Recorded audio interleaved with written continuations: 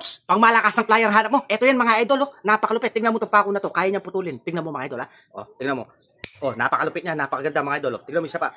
Oh, para lang siya walang pinuputol, oh. Wala siyang punti mga idol. Kaya tingnan mo siya. Napakalupit ng pliers na to. Kaya ano ba tong long nose na to mga idol? Tingnan mo tong long nose na ito. Para lang naglalaro. Tingnan mo mga idol. Napakalupit, oh. Tapos mga idol, kung ano tong wire stripper na to, kung pambala to mga idol, ayan. Kung anong number tong wire mo, eto ilagay mo lang dito. Tapos ganyan mo lang mga idol. Ay, tapat mo siya mga idol, ayan. Itapat mo siya, di ba? Ayan. Tapos ganyan mo lang, ganyan mo na, oh. Tingnan mo, para ka lang walang binabalat. Napakaganda, no? Mga idol, ito yung pliers na pang mura at heavy duty na. Yes, napakalupit, napakaganda. At alam mo, ano yung pinaka nagustuhan ko dito? Hindi sila ganun kabigat. Yes, kaya napakagandang gamitin. Tapos mga idol, ito pa yung mga hawakan nila, no? Pang anti-slip siya. Hindi siya nadudulas kahit nagpapawis yung kamay mo.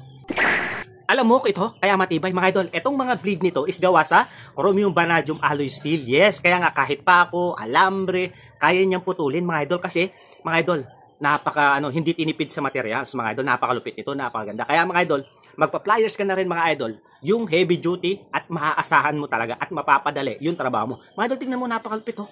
Tingnan mo naman yung forma, ganda mga idol. Makikita mo naman sa itsura mga idol, oh. Napakalupit. At alam mo ba, na dating 400 plus to, ngayon mga idol, magkano na lang to? Napakamura na lang ng mga idol.